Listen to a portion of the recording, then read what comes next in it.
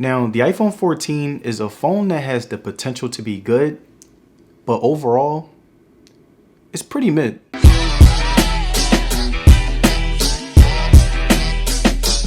Now, if you guys have ever heard of or played sports games, you probably have heard of the franchise Madden. Madden is a gaming franchise that consists of American football games that have grown tremendously over the past 30 years, just like Apple. The franchise got insanely popular around 2004 and ever since has been the most popular American football game in the country. And after 2004, every single year, the games were getting better and better with so much more room for improvement until one year, they just stopped. After the release of Madden 25 in 2014, the company started making little to no changes regarding gameplay, graphics, and innovation. And despite them putting in the least amount of effort, they still were making a ton of money even in 2023. Many people were criticizing it and showing hatred for its lack of innovation, but at the end of the day, it still sells extremely well every year. Now to me, this story sounds extremely similar because that's exactly how I feel about the regular iPhone series. Every year they have been the exact same phone. Yeah, people complain about it, but they still sell amazing despite the hate. And if I'm being honest, I can't tell you a single thing that really changes my experience from the iPhone 11,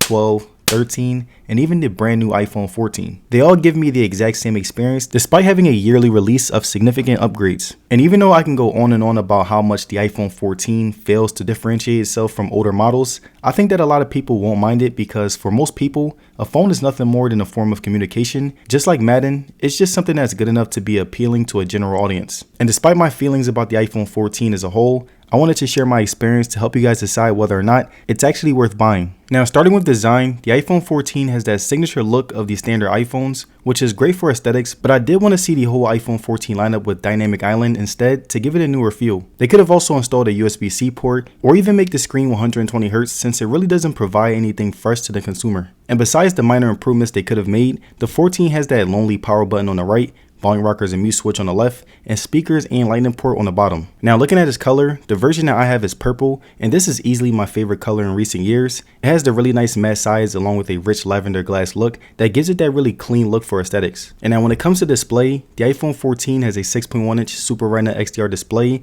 that looks amazing in resolution, colors, and most importantly, size. Whenever I was scrolling through my phone, it looked very nice, everything looked good, the responsiveness was very precise, and I had no complaints about the overall feel. But the only problem that I had with it was the refresh rate. The fact that it's 60 Hz is ridiculous, and I know that many people won't mind if their screen is 120 Hz or 60 Hz, but if that's the case, Apple shouldn't be charging over $800 for a below average spec. The bezels hug the edge of this phone very tight. This made doing things like watching movies or playing a game much more enjoyable since there was much more screen real estate. And now when it comes to brightness, the iPhone 14 is at 800 to 1200 nits peak, which is much dimmer than the iPhone 14 Pro, and I really noticed the difference when I was outside. It was still good, but could have been better than last year. Next up, since the only thing that differentiates the iPhone 14 and 14 Plus is the size, I wanted to give you guys some pros and cons as to why you might want the iPhone 14 over the 14 Plus. Now, if you are considering a 14 Plus, the pros of having a bigger screen is that watching movies, playing games, and the overall experience is enhanced due to you being able to see more. But don't get me wrong, a 6.1 inch display on the iPhone 14 is no joke either. And the cons of having a screen like the iPhone 14 Plus is that it'll be a daily struggle reaching to the top of the screen,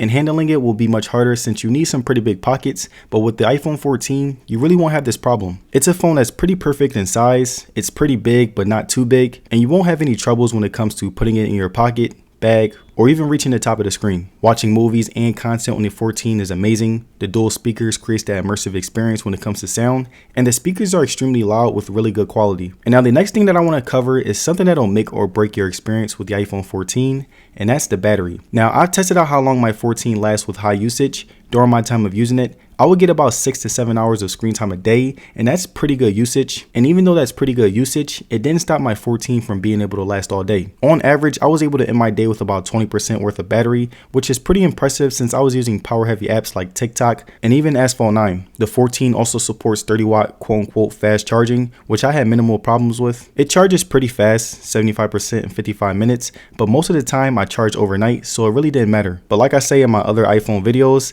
we we really can't be content. We all know that Apple has the resources to provide us with an iPhone that can support 45-watt fast charging, which is much more fitting for a phone of this price. And when it comes to usage, I was never the type of person to cut any corners to save battery, and my iPhone had all-day battery life, so most of the time I was charging it overnight. And during my time of using the 14, I had 5G on, my brightness was always on manual, I'm using every power heavy app as much as I can, and again, I only use power saving mode a couple of times, meaning that if you are someone who mostly charges your phone overnight, you should be good no matter how much you use your phone. And now looking at software, the iPhone 14 supports iOS 16, which is supposed to sound good, but due to iOS 16 being more buggy than usual, there were some problems that got annoying. There are many times where my 14 would freeze on me, and it would happen at the most random times, whether I'm at work, at the gym, or even chilling in the crib. And besides the frequent freezes, a majority of the time the software was very smooth and worked very well. It felt just like the iPhone 14 Pro, and I feel like it's gotten better since the last few updates. And I also decided to test out some games on the iPhone 14. I played Asphalt 9, which is a game that can really test out the chip,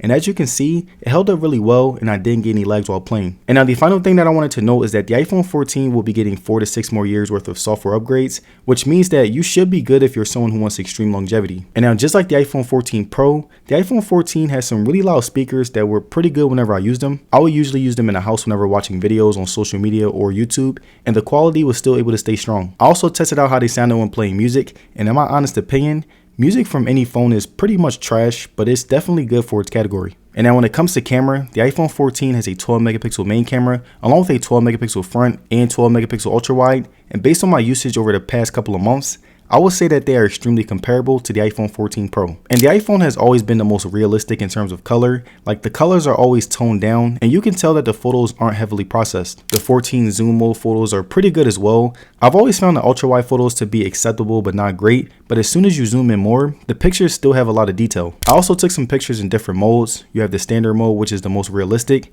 You have rich contrast that adds a lot of color. You have vibrant, which brightens up the photo, and then you have warm and cool, which serve as pretty cool filters depending on the occasion. Selfies on the iPhone 14 were the best in this price category. I love how it handles my skin tone. I love how it looks realistic while also adjusting little details, and I've always been a fan of iPhone selfies, and this time was no different. And now the videos on the iPhone 14 were pretty much amazing. They had that clean professional look while also having that signature tone of realism. You can shoot videos up to 4K, it looks really good, and even though it takes up the most space, I think the quality is so much worth it. Stabilization was solid, pans were smooth along with brightness and contrast, and the sharpening is still at its peak. And right here, I want to give you guys some random footage that I was able to capture on my iPhone 14.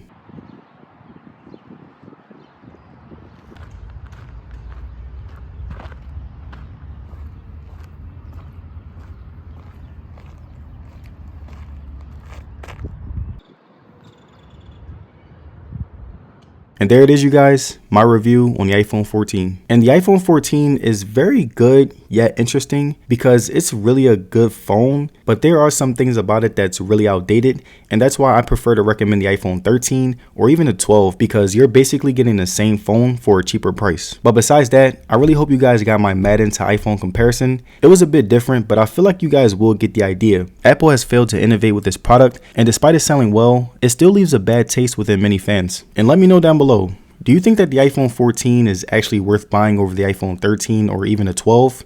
Let me know. And again, I want to thank you guys for watching today's video, and I'm going to see you guys in the next one. Peace.